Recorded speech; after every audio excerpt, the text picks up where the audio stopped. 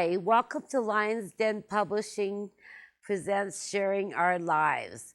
And today our guest is Deena Rushton, and she's a delightful and sweet girl, and she's going to teach us all about cooking and Pampered Chef, and I'm real excited and happy to have her with us. And I also want to tell you that we are in the new studio. It's Fox KTGF. We're in a brand new location, and it is very deluxe compared to what we had before.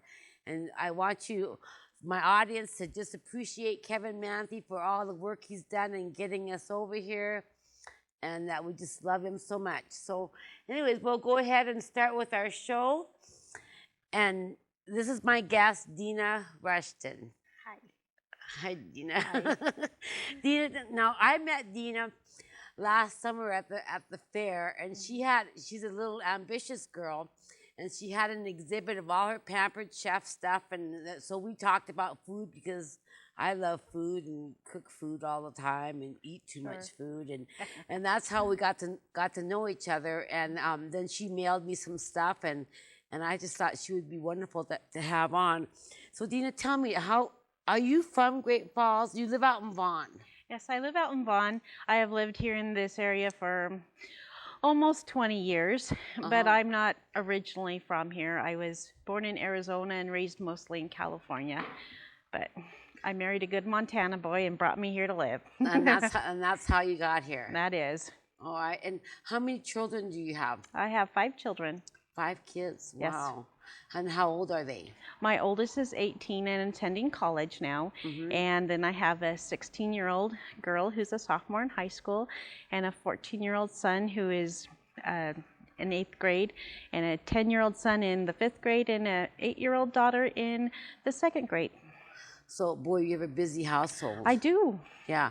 I have a 14-year-old daughter, too. She's a freshman in high school, and has always acted like she was 21 since she was 4 years old. Sure. So, and then my son is 28 years old.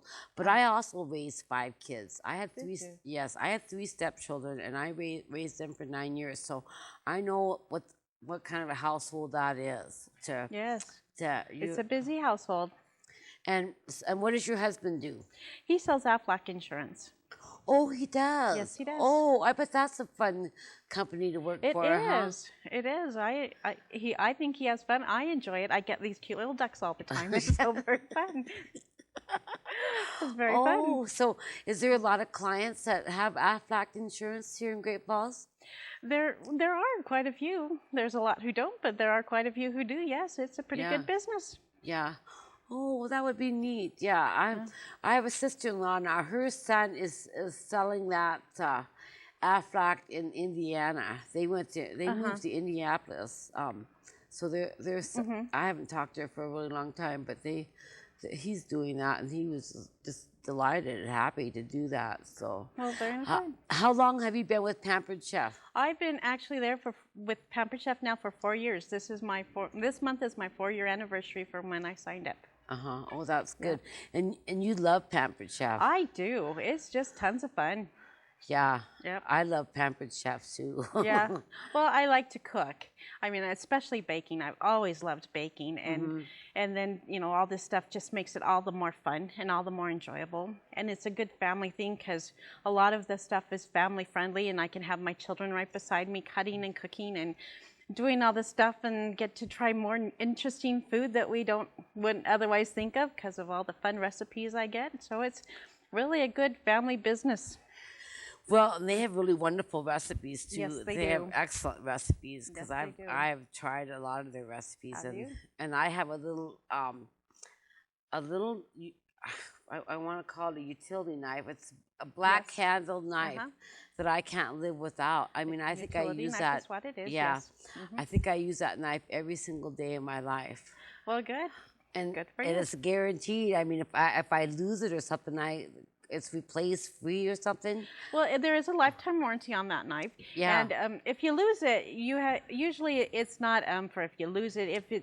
If something happens where it becomes broken, you're usually using it like you would use it normally, and something happens, then they will replace it for free. Yeah, that's why I Yep. thought that was That's a lifetime pretty, warranty. pretty good Not deal. everything Pampered Chef sells has a warranty on it, at least a 1-year warranty, and it has 1, 2, 3, or a 5-year warranty, and then there is the knives are lifetime warranty, and our cookware is lifetime warranty as well, and they do stand by their warranties. Well, that's good.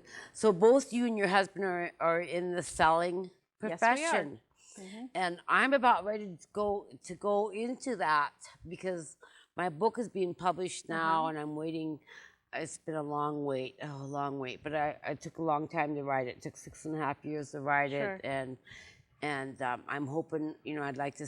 What I want to do with my book is start a ministry to help battered women and children, and that's what I want. Well, that's from wonderful. the proceeds, yeah. But I will start selling too.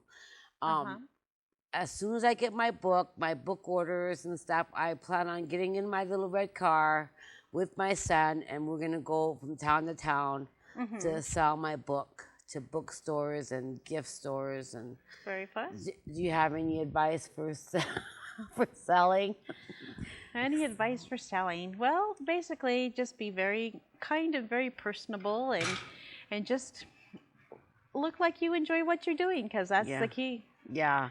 But I do. It's not just a show for me. I really do enjoy it. I really, really do. And show that you really care about and love your book. And I'm sure people will just want to be, because you are so fun to be with, that I'm sure people will want to get your book just to know what it is all about. You know what I think what will be a driving force is I think there's an inherent curiosity in knowing what another person's life is about. You know, when you are able to, pick up an autobiography or something, you can read from page 1 to the end to what that person's life was about, to what they felt, what they thought, the events that happened, and how they reacted. And and to me, it's like being swept away. You're carried away into another world, into another world that you wouldn't necessarily know about or be involved. And that's what I love about books. I love books, and we got books all here on the set that Kevin put out for us. And I just think reading a book, you get into the mind's author, or into the author's mind. Absolutely. And you're able to, and you're carried away to somewhere else where you would never be otherwise. Exactly. When I was writing my book, I described Montana really pretty completely in all the places I went, because I kept picturing. This is what I pictured. I pictured a little old man in a nursing home who went and checked out like 10 books a week, and just laid on his bed and read these books. And it was like, and that's what I pictured. And it was like, I want to describe this well enough so they will feel like they're there, and that they already know about it because they read about it. And they're swept away there. And there's like 3 different settings in my book. Like Montana's one, and all the different places in Montana. Montana's a very interesting state with interesting people. And then I go to the Caribbean, and then I go up to Browning in the Blackfoot Native Indian reservation up there, and in the healthcare system. So I just described everything where I was at, so I could draw the reader in. Sure. To take them with me. Yes. And that's what I love about reading. See, you can watch a movie, and only really, really good movies sweep you away where you're lost in the movie, and you don't even know that you're in the theater or sitting in your living room. You know what I'm talking about? Yes, I do. Yeah. Yes, I do, very much. And there's only, really, really good movies will do that. And the last movie that kind of swept me away was that Pearl Harbor. And that, when they were bombing and stuff. And that movie, I was swept away with that movie. Most movies I'm not. Most of them I'm like analyzing them. Like, well, how did this get produced?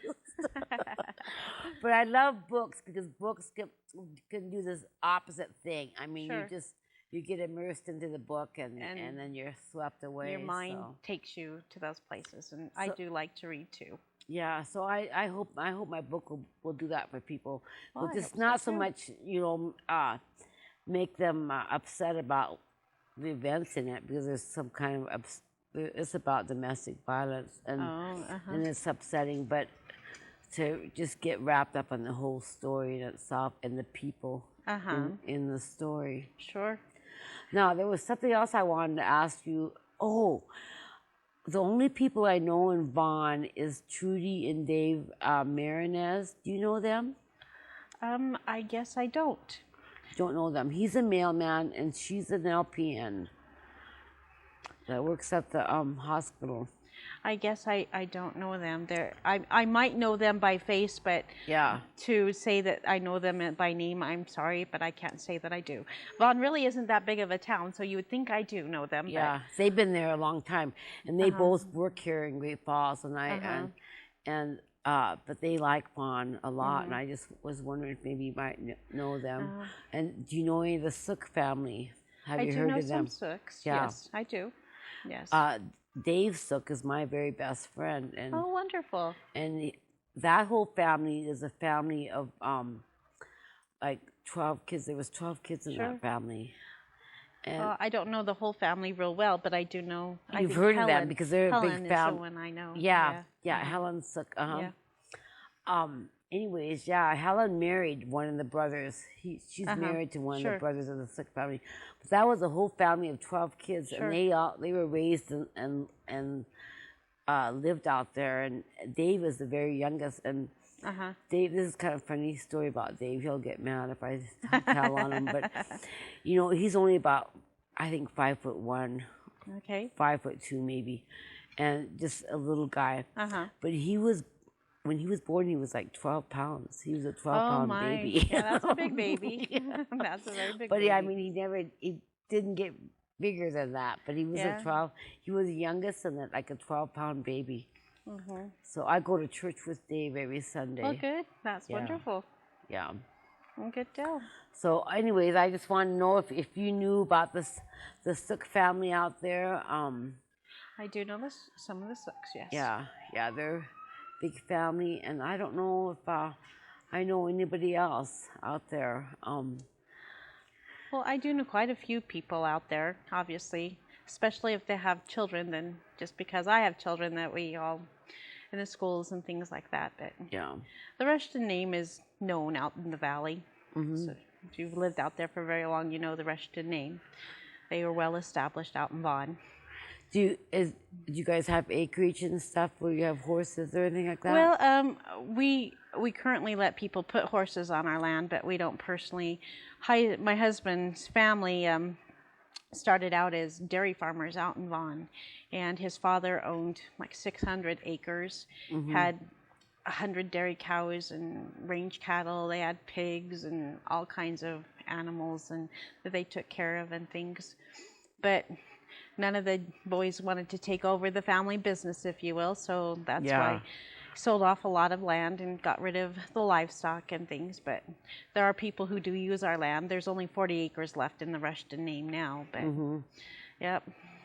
That doing the dairy business is really hard work because they get up in the middle of the night and milk their cows. I've heard the stories. Yes, I've heard the stories. They milk their cows in the middle of the night, and then they're milking them again in the afternoon, and there's no break from that business. No days off. That's every day ongoing, day after day after day. Hard work, very hard work, and trying to take care of cows and that and the other livestock. And yes, absolutely, it's very hard work. And no days off. Not a one. No days off. So I can see why the kids never wanted to take it on. Yeah, pretty much. And I can't say that I blame them because it's hard work, and I know that. So I grew up in cities, so it wasn't something I dealt with, but I've definitely heard all about it. I used to take care of a guy. he was elderly, about 88 years old, and lived at the downtowner, and he was a dairy farmer, and he told me about it, and Yeah, he was still doing it up until his 80s. sure. And They his do it brother for- was still. I mean, they finally had to move him into the downtowner because he couldn't. You know, he got Right. so weak and frail. And his brother was still doing it by themselves. They Sure. were two old bachelors Sure. that lived together, and they had their milk cows that they did it. And I suppose it was like you know, I don't know if they had it electronic or not. Because I've seen them where I don't know if it's electronic. Is it electronic? I think They do have. they hook them well, up my with the my husband the said udders. that they did have milking machines that were Yeah. that you needed electricity, yes, to work them. it's like that now. Yes. Yeah, I don't know if it was like that for these old bachelors. that I Yeah. knew. Well, it didn't start that way, of course, because No. you know electricity is something that's progressed, if you will. Yeah. Yeah. We've got about 4 minutes left. Okay. Tell me how many parties do you have a week or a month? Would it be I more? try to keep a rhythm of about 2 parties a week. Oh, that's quite a bit then. Yeah, that's what sometimes it works out that we end up 3 one week and 1 the next, but I try to average it about 2 a week to keep it a nice steady beat.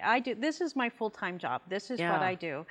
It's flexible so I can meet all the needs of my family and say I can't work that day, and that's okay. I don't have to get permission from anybody else because it's my calendar. I book it how I want, so it makes it fun. And Well, so you are busy because I am. those parties take a lot of preparation, don't they? not too bad. I mean, I have my little crates that I try to keep packed up pretty good, and it's just, you know, changing them out a little bit depending on what recipes I'll be doing at the show, but it's not too bad. Well, that's good. It's really not bad at all. And It it's- doesn't take all day to prepare. And it's a good product. And I think if you fall in love with your product or, you know, fall in love with what you're doing, then you're going to excel at it. Right. Now, how many Pampered Chef representatives are there here in town? Are there quite a few? You know, I don't know the exact They number. come and go? A lot of kinda? them come and go. There's a lot that come and go. There are those who are here to stay, and there's probably 4 or 5 that work really hard and do it on a regular basis, and there's some that'll just do a show or 2 a month. It's just it's something you can do to fit your lifestyle, to fit what you want. Some have their full-time job, and this is just a little extra money or their reason to get out. But me, this is my full-time job, and even though it's a full-time job, the most I work is like 3 nights a week. Yeah. And And you have a lot of fun. oh, I have tons of fun. I party every time I go to work. Yeah. And you get to meet new women. Lots of new people. And I love Yes. women. Do you ever have men at your parties? I do. I do. Men chefs? Well, Because men like to cook too. Yes, it's not often, but there are men who do like Pampered Chef that come to the parties and buy things, and there's even men who sell Pampered Chef, Oh, really? even here in Great Falls. Yeah. Well, that would be good. Now, do you have is there a head DSM or district manager or something Well, that's oversees all of you, like we all have our Tupperware? groups. Yes, we have groups, and I have a director, and my director is Laura Carlson, and then she has someone over her, and then there's a little bit of line of where to go for help. Basically, it's people that are above you that can help you do what you need to do. I have people who are under me that I help, and when I need help, then I go to who's over me and ask them for help. And we have regular monthly meetings as a team to keep ourselves in the know and how to do things and Oh, good. make new friendships. Do you go to a convention every year? We do have, well, it's not so much a yes, it is, it's more of a conference where we have training, and yes, we do have one every year in July. Is that like out of state then, or? Yes, it's in Chicago, because Oh. that's where it's founded. The founder is Oh. from the Chicago, from Illinois. Her name is Doris Christopher, and she started this company 26 years ago. 26 years ago. So Yes. I was going to ask you how long it's been Yeah. going. It's been going for 26 years. She started this because she was basically a stay-home mom, but she wanted to create an income in the family, and she loved to cook, and so she had this idea to put together different kind of kitchen tools and things and take them house to house to try and sell them. And so she went to basically a seller's convention to. They say, I think the story goes, she took $3,000 borrowed from her father-in-law or something, and then went and purchased products and started and put it out there this way, created a catalog, and it's blossomed from there. It's an international business now. It's in the United States, Canada, Germany, and all kinds of all different places. Isn't that amazing? Yes. It's amazing how ideas can grow. Yeah. So and belief and hard work. Yep. And that's good. Okay, we're going to end this segment, and I'm going to start to read my book, Supreme Love, and I'll tell you where we will pick up on.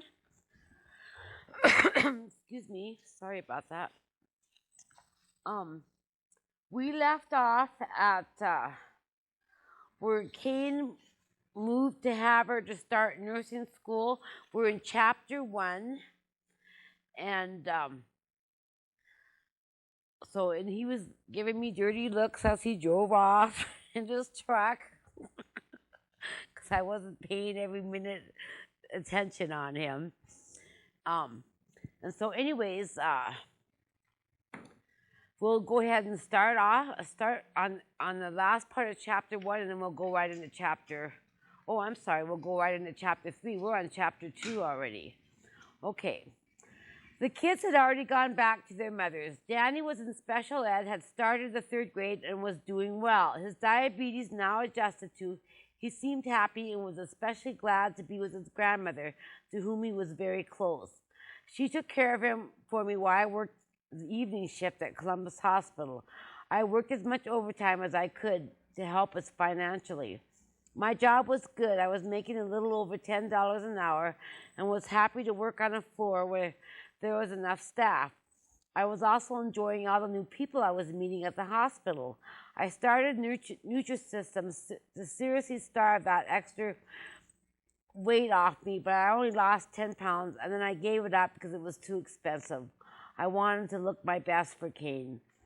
He came home every weekend. Sometimes I would send food and my old nursing tests back with him so he wouldn't have to take any time out to cook for himself and to help him study.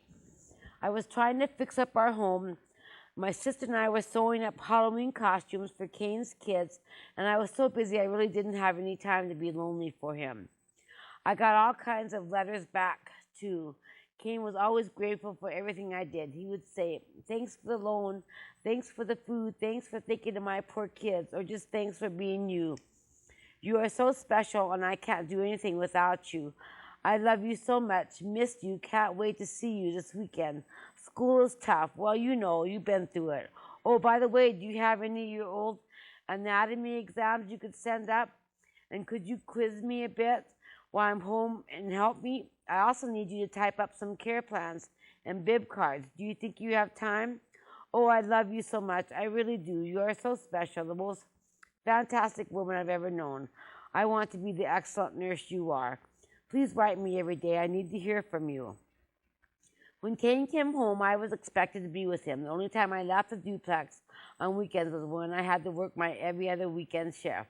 Then my mother or my sister was expected to take care of Danny, as Cain could not be interrupted to watch him while he studied. My mother started calling him Napoleon during this time period because he was French and a dictator towards me. I was doing all I could, trying hard to help him, love him, and understand him. My old nursing buddy from college days came to see me once that fall. Don Tynes spent the evening with us. He told me about his new job as a traveling nurse, about all the states he had been in, and all the women he had dated. When Cain left the room, Don was happy for me that I had found someone and told me privately. Cain glared at me the whole evening. After dinner, we drank some beer and listened to music in the living room while we visited.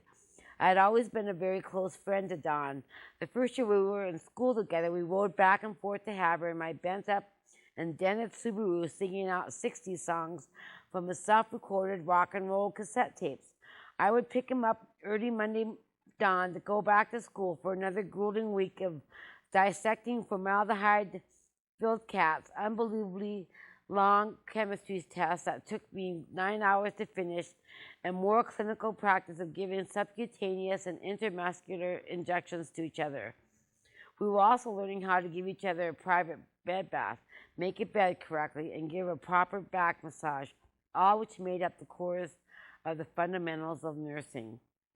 Friday evenings, I would drop him off at his white old Victorian house where he lived with his pregnant wife Connie and their daughter Pam.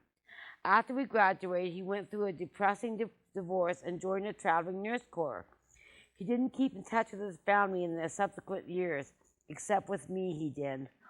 Kane couldn't stand it that he was here, and his jealousy was obvious.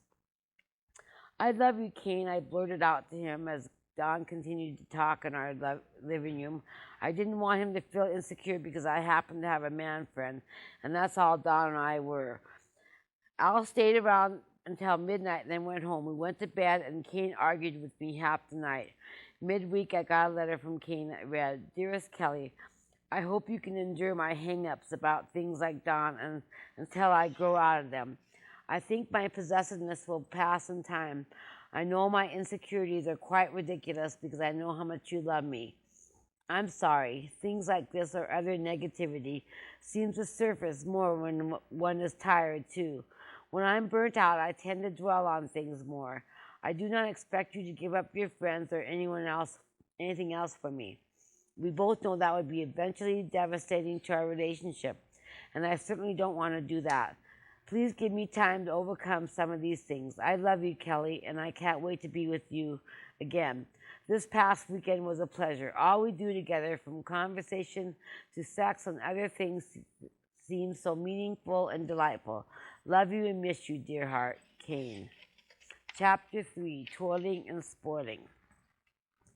We were living in a 2-bedroom brick duplex in a middle-class neighborhood at the east end of Great Falls, close to Malmstrom Air Force Base. Kane was not happy there. He complained about the neighbors that lived in the back duplex because they were loud and kept him awake all night. Although we had a front yard, it was not fenced in, and his 2 large white and black Labrador dogs, Prince and Duke, had to be chained to the side railing on the porch. He also complained about the lack of space in the duplex and told me again and again how unhappy he was with our living arrangement, especially the location. We were so near my family that he thought we needed to get our own place so we could be alone. By that time, my family did not really care for him. They saw my phony engagement ring, which I bought myself, and they saw how I was clearly supporting Kane, so they remained highly suspicious of him.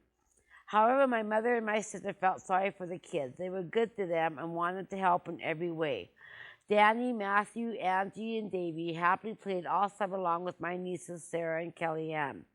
It was perfect for them. Danny was 8 years old, Matthew was 6 years old, Angie was 4 years old, Sarah was 3 years old, Davy was 2 years old, and Kellyanne was almost two. My relatives were friendly towards Kane for the kids' sake and my own sake. Our homes were about a half a block away from my mother's. My mother would kid that we lived so close together that we were just like the Hutterites, a simplistic religious community that were all related to each other and lived separately from society. Across the highway from my parents' wheat farm in Canada was the River Road Hutterite colony. Founded by Jacob Hutter, they descended from the Laralut sect of the Hutterites from Germany that migrated to North and South Dakota and drifted into Canada to farm. Modernized with automatic feedings for their livestock, their dairy bars were filled with Holstein cows, their udders attached to milking machines which squeezed milk in a rhythmic motion, while the chickens lived in triple-deck hutches high above the floor, so their eggs could drop down on a rolling conveyor belt to be collected once a day. They also had pig farms, ranch cows, sheep, geese, and ducks. The men wore all black straight pants, cowboy boots, and black cowboy hats, their colorful plaid shirts tucked in by suspenders. The women wore dark calico long-sleeved and full-skirted dresses that gathered at the waist with a long plaid apron and tied black polka-dotted scarves at their chins. Even the babies and the children dressed exactly like the adults. The men and boys cared for their ever-increasing farmland they buy out from neighbors, and grow grain, while the women and children care for their 6 or 7 acre garden and grow vegetables. The women take turns weekly cooking for approximately 70 to 125 people 3 times a day in their modern, spotless, restaurant-style kitchens. The men are always served first, and then the women. They eat on separate sides of the large dining room, and the children are served last. They meet together in their church before supper every night on one end of the building, which is part of the dining room, but on the other end is ample room for food storage, shelves of canned vegetables, fruits and vegetables, and preserves, refrigerators full of milk and cheese and all kinds of milk in the walk-in freezers and coolers. The men are involved in shoemaking, furniture building, mechanics, gardening, dairy, and all the work required in running a huge communal farm. The women are the butchers, the bakers, the canners, seamstresses, and immaculate housekeepers. Everything made from scratch. The women render their own geese and duck fat for lard for their pies, which my mother swears is the best, and also sew their own bedspreads, curtains, and hand-tied bright rugs. The girls learn early how to embroider and prepare special items for their wedding cedar chest, and the carpenter usually builds for them. The children start school in kindergarten with a German teacher and an outside teacher up until the 8th grade, and then take turns in every operation of the farm and are expected to help in the garden. All of them help with the butchering and work together in the harvest, the most important event of the year. There are 2 leaders to each Hutterite family. The boss man manages the farm and makes all the decisions, financial and otherwise, and the preacher leads their religious life. Often each adult has dual roles. One can be elected to be a dairyman and a gardener, and his wife be in charge of processing the milk for cheese, cottage cheese, cream, and making rich desserts during her turn cooking. For every female, baking and cooking starts at age 14 and ends at age 40. The males start out working until every adult man on the farm is rotated through till they are well-rounded and can do any job. At age 65, the men step down from their jobs. Although women have no vote, everyone is voted in their specialized positions. My own parents, Jeanette and Ivan Wallersheim, are friends with them all, but are closest to the Wirtz family. Reuben, a big man who is hardy, outgoing, and hard-muscled, so strong that when I touched his arm once, I couldn't believe what a rock he was, is the blacksmith of the colony, while his wife, Mary, a soft-hearted, gentle, and kind woman, is pleasantly plump and the head cook. Their teenage strawberry blonde children, Gary, Elsie, and Tabitha, helped in every aspect of the farm. Gary worked in the fields with the other young men, and the girls worked in the kitchen and the garden. Hard-working, honest, generous, and loving, the Wirtz family always pitched in to help my parents with the harvest and anything else. In return, my parents were always there to help them. My mother always buying them needed items in the United States, later on helping Elsie and her mother John give birth to their first daughter, Naomi. Mom became Naomi's special godmother.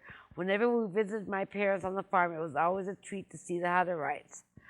Every time they would bring out sacks of Canadian hard candy to give to the children and pour rhubarb wine for the adults.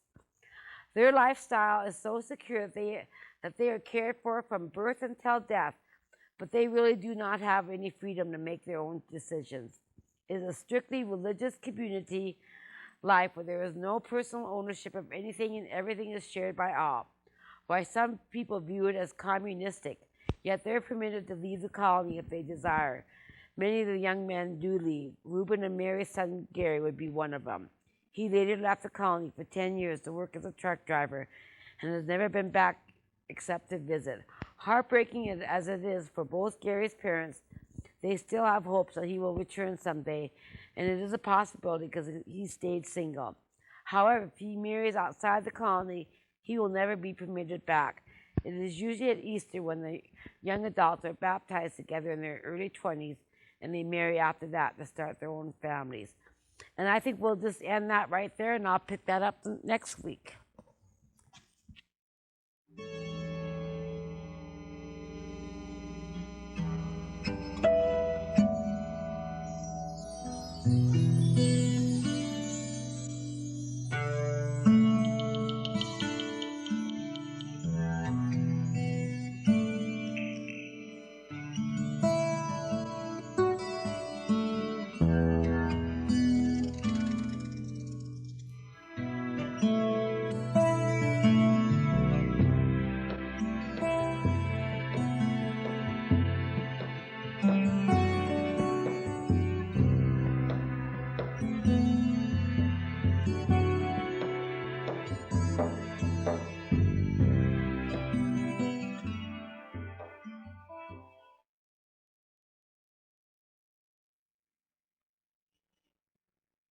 Hi, welcome back. We're in our food part of the show now, my favorite part. And Deena is just going to take over and show us her culinary expertise and what she does with Pampered Chef. Okay. Well, what I thought we could do today is our big holiday coming up is Thanksgiving. And so we always have leftovers. And so this is a fun recipe that I do a lot with Pampered Chef to show how to use Thanksgiving leftovers. And that's what I thought we could do today, if that's okay. Oh, that sounds wonderful. Okay. Well, the first thing we need, of course, is leftover meat. And this is our batter bowl, which I do like. It has measurements all on it. And it's good because you can hold on to it, so when you're mixing, you have something to hold on without having to stick your finger in the bowl. And they come with a lid, so if you have leftovers in it, you just put it in the refrigerator, put it away. Very fun. And I have 2 cups of, in this case it's chicken, but the recipe calls for turkey, but I don't cook turkeys every week, so I use chicken in the off season, shall we say, which it tastes just as well with that. And so let me just take this out of the way really quick. Okay. So we have 2 cups of chicken, which I took our food chopper. I own one of these. Do you? Man, I love it. They're wonderful. You just, the food chopper is a very fun thing. It comes apart, so it's easy to clean up. You can throw it in your dishwasher, no problem. But you just, it's made to be chopped. You hit it, and you hit it hard. And every time you hit it, it turns a quarter turn, and it cuts the meat up so very well. So that's what I use to chop up all of our meat. And of course, there are good cutting boards that we have that we use. This is our bar board that has measurements on it, so you have to do quarter-inch slices. And so anyway, going to mix with that, we need lots of fun things. One of which we need is mayonnaise. So we're going to measure the mayonnaise in our measure-all. We need a 1/2 cup, so you just put it down to a 1/2 cup, and then if you want to go ahead and do that. Yep, we'll go ahead and do that right now. If you want to hand that to me. And then we'll just take one of our scrapers. This one will work. Actually, I'll use this one. It's kind of like a spoon too. Yeah. And we're gonna just fill up the little spot that we've created with the mayonnaise.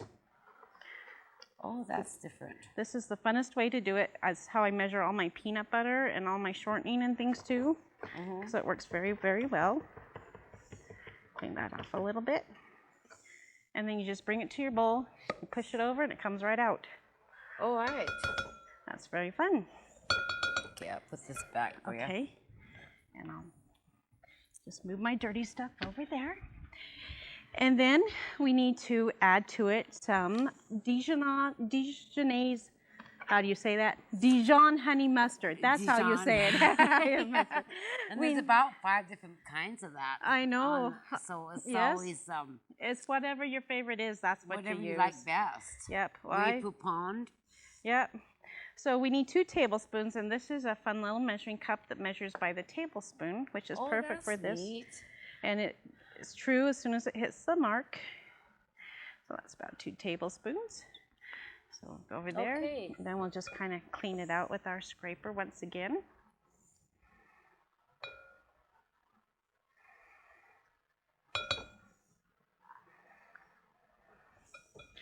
Maybe you want to stick that over there really quick? Yep.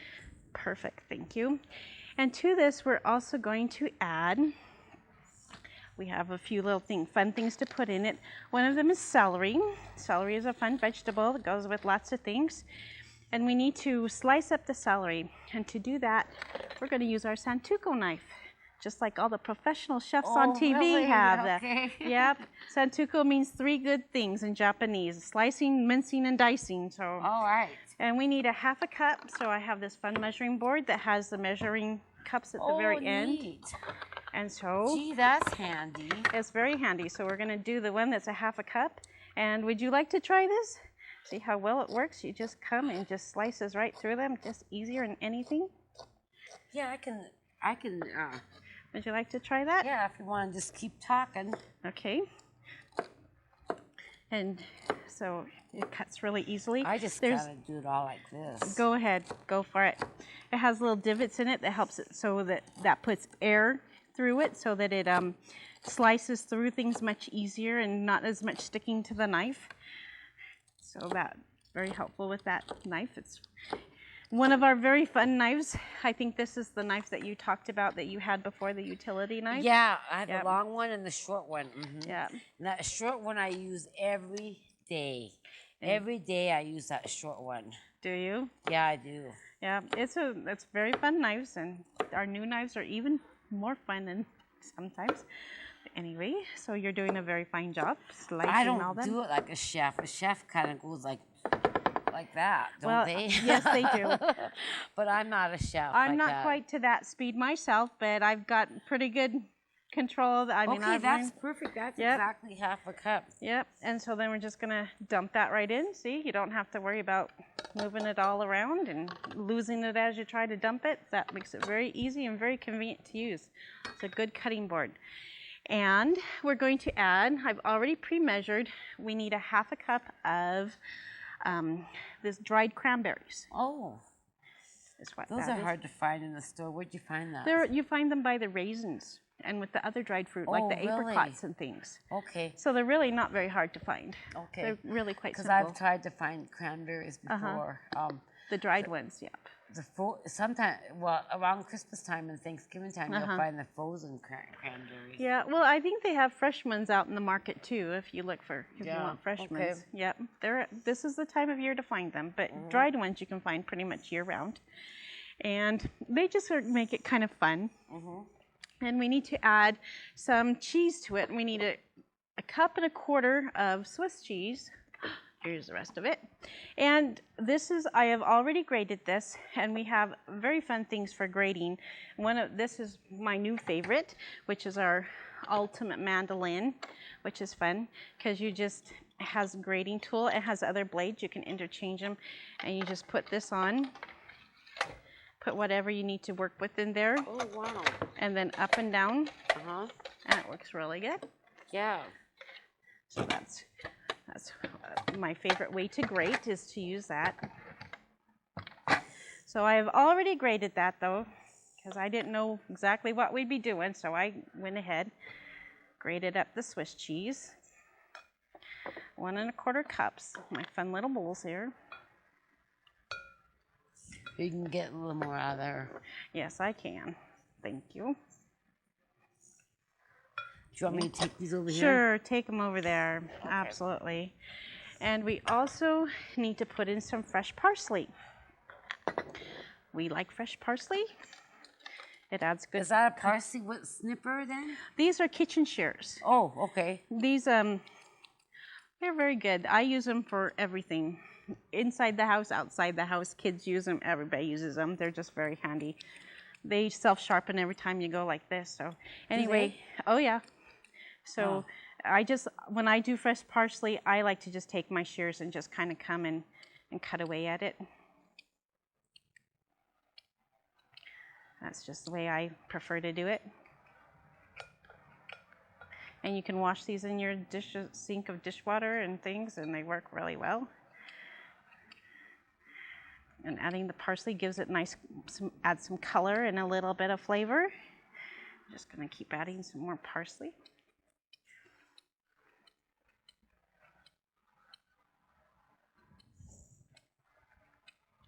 I use parsley a lot when I'm making fettuccine, sure, Alfredo, and noodles, that kind of stuff. Okay. Then I put it in my soups. I also put basil. I love basil. Okay. Yeah, basil's a very good one too. Where do you find basil? A lot of my customers say they can't find fresh basil in the stores. Where do you find it? I just have a can of it. Do you? Yeah, that I've had for a long time. I don't have anything fresh. I like to grow fresh herbs and that, but I've never done that. Have you ever done that?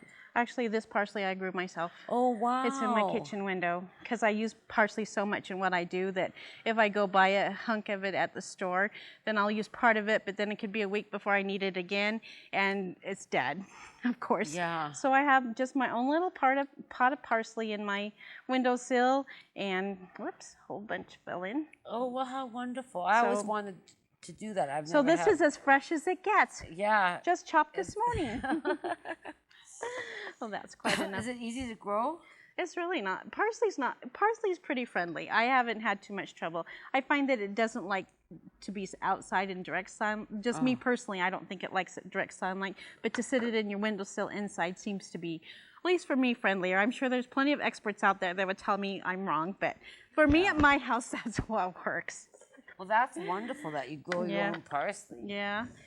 And then I think that's pretty much what we needed to add to it. And we're just going to stir this all up. And if it looks a little dry after you get it all stirred, it's not to worry because there's plenty of cheese in here, and the cheese, as it melts, creates moisture to it too. So, but if you are thinking it just looks too dry, then go ahead and add more mayonnaise to it. It's not a problem. Just do it however you like. Well, I think the cranberries is what and we makes do need to very add some pepper to it too.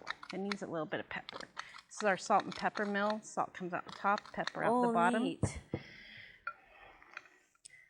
And then we stir it all up, and it makes a. How old is that woman now that started Pampered Chef? I do not know her age. Is she old now? She's not real old, no.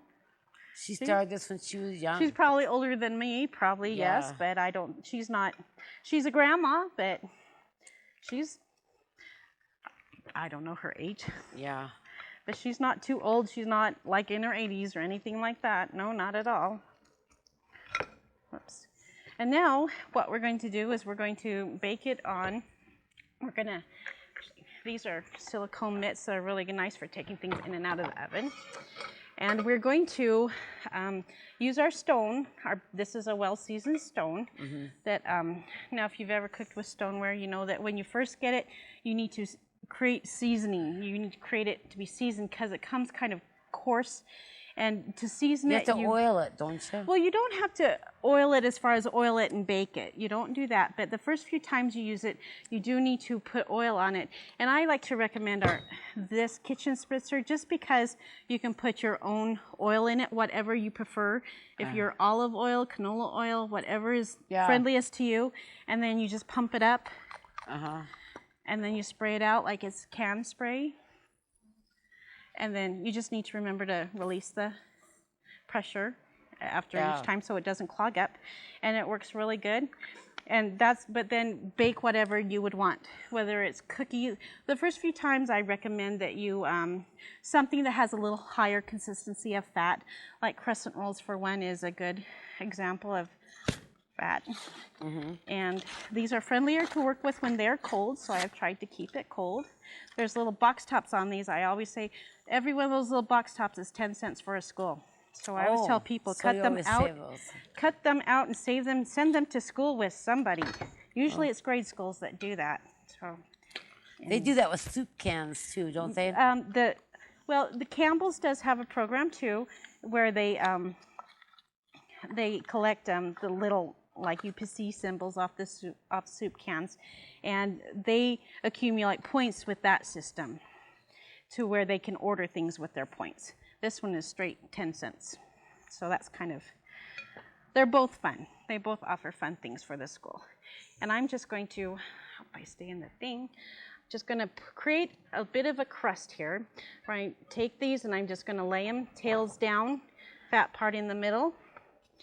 And basically, this is a very simple crust idea, and you can fill it however you like. There's lots. I have recipe after recipe for how to fill these rings. Is what they're called, rings. They're rings, huh? Because they're going to be round, so they're a ring. And we're just going to lay them all out. Tails sticking down. You need 2 tubes of the crescent rolls, the 8 count. Here, I'll open this one up for you. Go for it. Please do.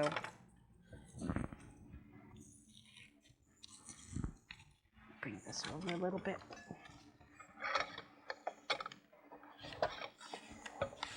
Bring it a little bit closer so I'm not reaching so far. Just I can't get that open. Peel it all the way. And if it doesn't pop, then you bang it on the counter if you have one.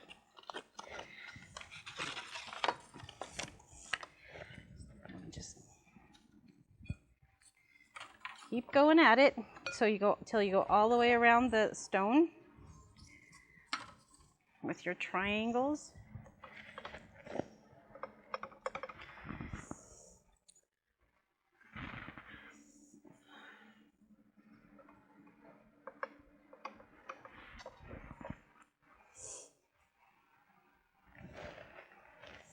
We should be on the Food Channel.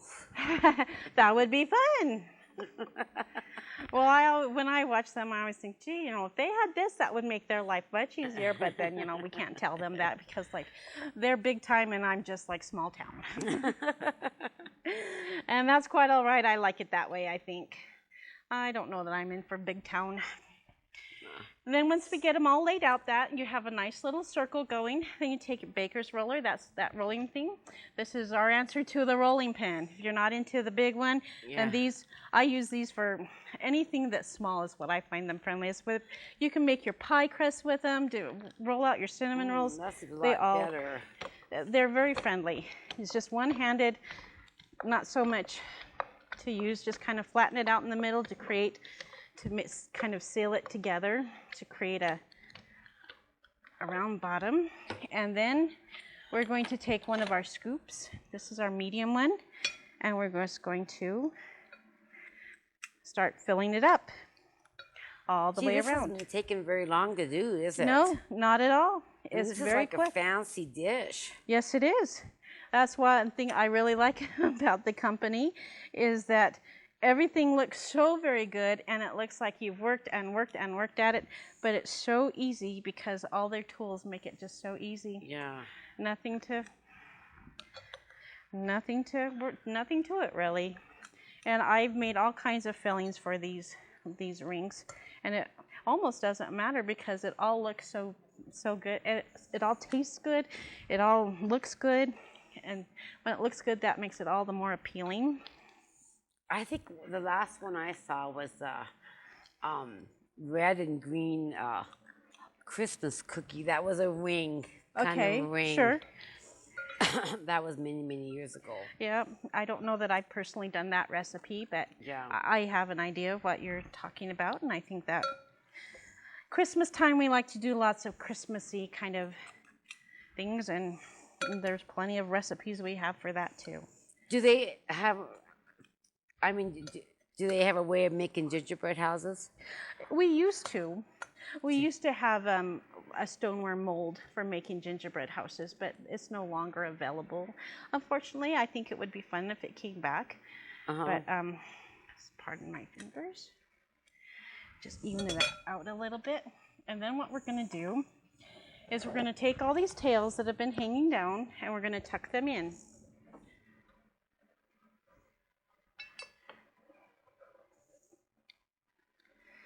Just like so. So we're creating a ring.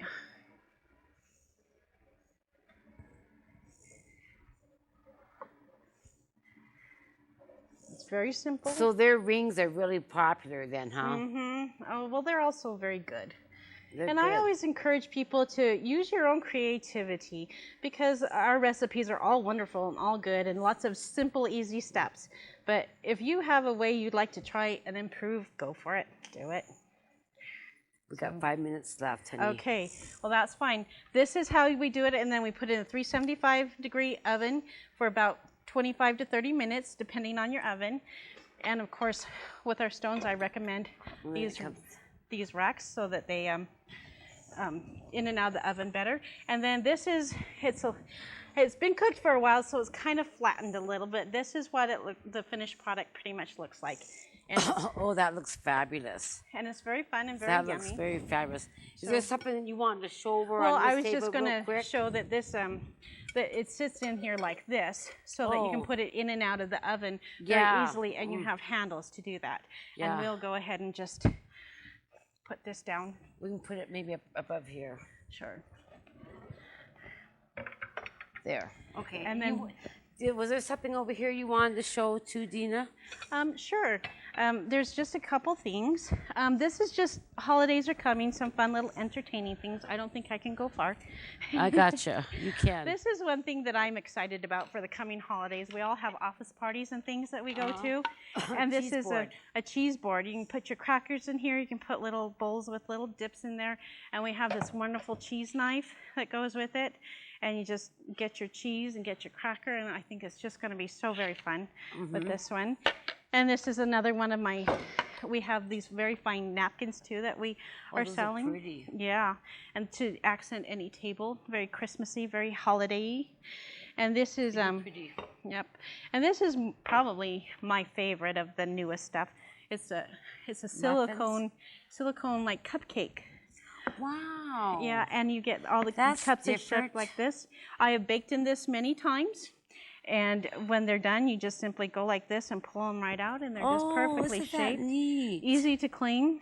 So very, very fun. Yeah, I like that. Yeah. So this is one of my fun, and that's just a couple things that I wanted to show. And anyway, that's pretty much what the fun stuff I had brought with me today to show. Well, anyways, if anybody's interested in Pampered Chef, please get a hold of Deena Rushton. And I think Kevin's probably putting up your phone number right now. Did you give him your phone number? No, I didn't. Okay. Well, are you in the phone book, and Vaughn? Well, I am in the phone book under my husband's name of Hi. Okay. And my phone number is 965-3148 is a way to get, that's how you find me. Okay. Yeah, if you're interested in having a Pampered Chef get together with your friends and stuff, go ahead and do that. And I just want to thank you so much for showing all your stuff and for being here and for being such a good guest. I've got a present for you. Oh. This is our mascot. Okay. On Lions Den Publishing.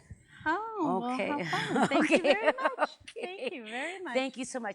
And please join us again next week on Friday at 7:30 and Sunday at 4 o'clock. Please join us and have a wonderful week. Whoever you voted for won.